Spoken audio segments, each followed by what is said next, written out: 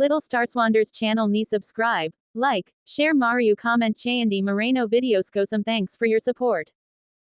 కలియుగ రాముడు శ్రీరాముడు సీతా శ్రీరాముడు నచ్చిన వారు లైక్ చేసి జై శ్రీరామ్ అని కమెంట్ చేయండి. సబ్స్క్రైబ్ చేసుకోండి, మీకు మంచి జరుగుతుంది. థ్యాంక్స్. రాముడిగా అవతారం ఎత్తిన రామాయణం గురించి మనం తెలుసుకుందాం.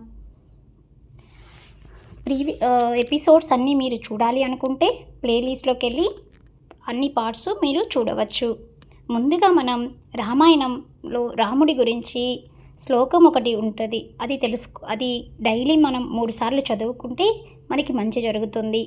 శ్రీరామ రామ రామేతి రమే రామే మనోరమే సహస్రనామ తత్తుల్యం రామనామవరాననే. శ్రీరామ రామ రామేతి రమే రామే మనోరమే సహస్రనామ తత్తుల్యం రామనామవరాననే. శ్రీరామ రామ రామేతి రమే రామే మనోరమే సహస్రనామ తత్తుల్యం రామనామవరాననే. ఇప్పుడు రామాయణం పార్ట్ 1లోకి వెళ్దాం. ఈ ఛానల్ని ఫస్ట్ టైం చూసేవాళ్ళు ప్లీజ్ సబ్స్క్రైబ్ చేసి లైక్ చేసి షేర్ చేసి కమెంట్ చేయండి మీకు ఎలాంటి వీడియోస్ కావాలి అని. మీరు అలా చేస్తే నాకు సపోర్టివ్గా ఉంటుంది, మరిన్ని వీడియోస్ అప్లోడ్ చేయడానికి వీలుగా ఉంటుంది. Thanks for watching. Ramayanam welcome to 11th episode. రాముడి కథలు విన్నా మనసు తనివి తీరుతుంది. ఆయన తల్లిదండ్రుల్ని చూసే విధానం, ప్రజల్ని పాలించే విధానం, దేవుడయ్యుండి కూడా మానవుడిగా అవతారం ఎత్తి తను చేసిన దానికి గాడ్ ఈజ్ గ్రేట్. ఓకే, ఇప్పుడు రామాయణం 11th ఎపిసోడ్లోకి వెళ్దాం. తర్వాత వాళ్ళు మిథిలా నగరానికి చేరుకున్నారు.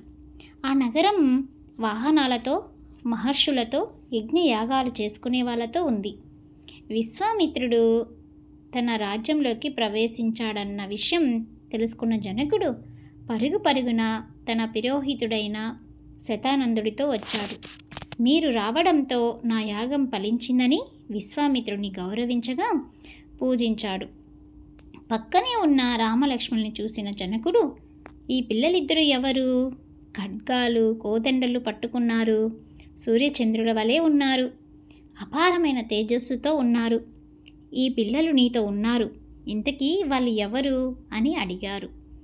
వాళ్ళిద్దరూ దశరథ మహారాజు కుమారులు, నా యాగ రక్షణ కోసం తీసుకొచ్చాను. రామలక్ష్మణుల రక్షణలో నా యాగం పూర్తయింది అని విశ్వామిత్రుడు చెప్పాడు. అయితే మీరిటు వస్తున్నప్పుడు ఆశ్రమంలో నా తల్లిని చూశారా అని శతానందుడు వాళ్ళని అడిగాడు. పతిత పావనుడైన రాముడు ఆశ్రమంలో అడుగు పెట్టగానే మీ అమ్మగారికి శాప విమోచనమయ్యింది. ఆవిడ తన భర్త అయిన గౌతముడితో కలిసి వెళ్ళింది అని చెప్పారు. శతానందుడు ఎంతో సంతోషించాడు. రామా, నీ దర్శనం నాకు కలగడం నా అదృష్టం. మా అమ్మ జీవితంలో ఒక్కసారి కామానికి లొంగింది, అందువలన ఎన్నో సంవత్సరాలు కష్టాలు పడింది. మా అమ్మ పెట్టిన విందు స్వీకరించావా? మా అమ్మ సంతోషంగా ఉందా అని పలు కుశల ప్రశ్నలు అడిగాడు. అప్పుడు రాముడు, మీ అమ్మగారు చాలా సంతోషంగా ఉన్నారు, గౌతమ మహర్షితో కలిసి తపస్సు చేసుకోవడానికి వెళ్ళారు అని చెప్పాడు. రాముడి మాటలు విని శతానందుడు ఇలా అన్నాడు. నాస్తి ధన్వత్రో రామత్వో అన్నో భువిక్ష గోప్తకుశిక పుత్రతే యోనతప్తం మహత్తప. విశ్వామిత్రుడు నీకు గురువు కావడం చేత నువ్వు ధనుర్వుడివి అయ్యావు. ఆయన బ్రహ్మర్షి అవ్వడానికి ఎంతో కష్టపడ్డారు. నేనిప్పుడు నీకు ఆయన కథ చెబుతాను అని విశ్వామిత్రుడి జీవితం గురించి చెప్పడం ప్రారంభించారు. ఎపిసోడ్ ప్రారంభించాడు.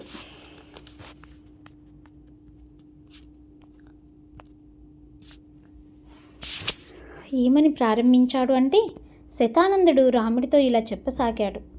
గాది కుమారుడైన విశ్వామిత్రుడు చాలా కాలం రాజ్యపాలన చేశాడు. ఒకనాడు ఆయన ఒక అక్రోని సైన్యంతో భూమి అంతా తిరుగుతూ తన రాజ్యంలోని ఉన్న వశిష్ఠుడి ఆశ్రమంలోకి వెళ్ళారు. ఆ వశిష్ఠ మహర్షి ఆశ్రమంలో జంతువులు పరస్పర వైరం మరిచి జీవిస్తుంటాయి. పులి, జింక, ఎలుక, పాము, కుక్క, పిల్లి ఒకదానిని ఒకటి తరమదు, చంపదు. ఆశ్రమంలో కొన్ని వేల మంది శిష్యులున్నారు. ఎన్నో పర్ణశాలలతో, చెట్లతో, జంతువులతో ఆ ఆశ్రమం శోభాయమానంగా ఉండేది. ఆ ఆశ్రమంలో శబల అనే కామధేను ఉండేది. అది అమృతంతో సమానమైన క్షీరాన్ని అంటే పాలుని ఇస్తుండేది. ఆ పాలతోనే ఆ ఆశ్రమంలో యజ్ఞయాగాది క్రతువులు చేసేవారు.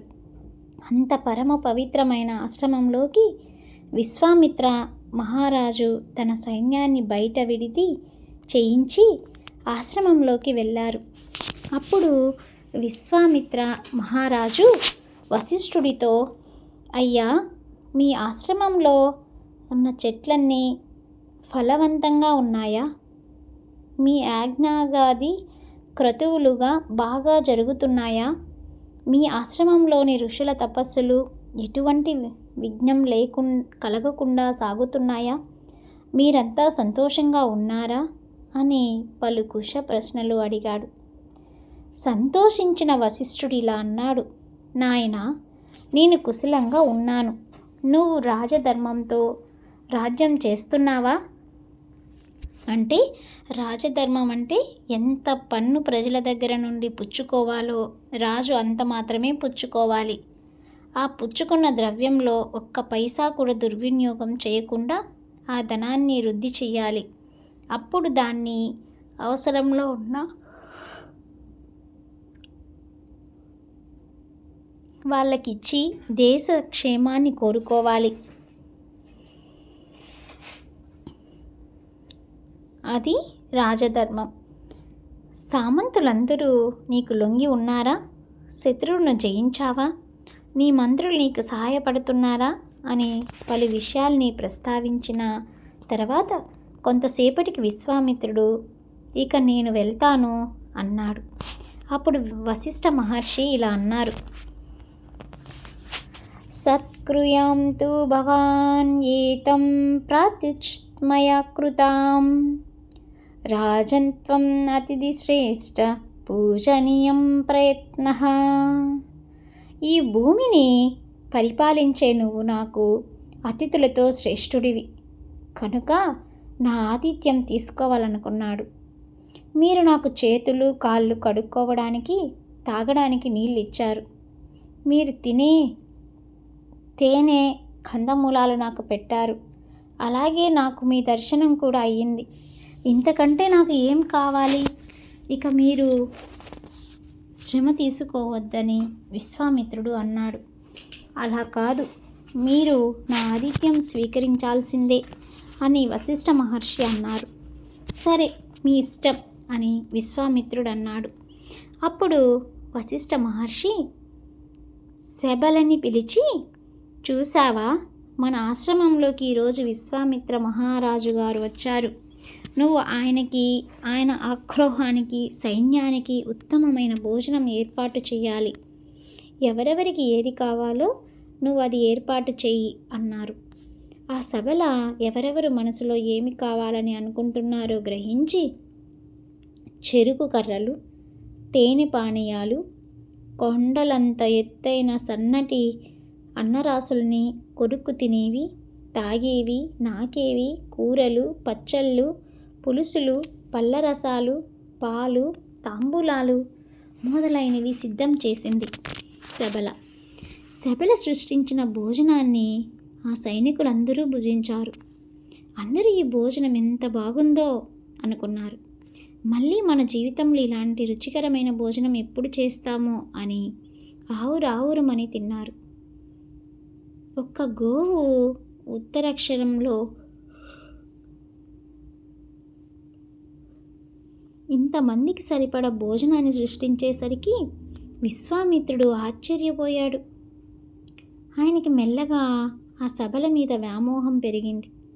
ఆ శబలని తన సొంతం చేసుకోవాలనిపించింది.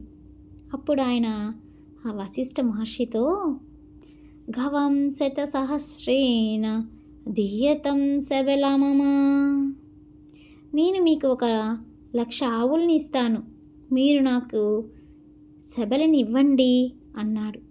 అయితే ఈ విశ్వామిత్రుడు నాకు లంచం ఇవ్వాలని చూస్తున్నాడని వశిష్ఠ మహర్షి గ్రహించారు.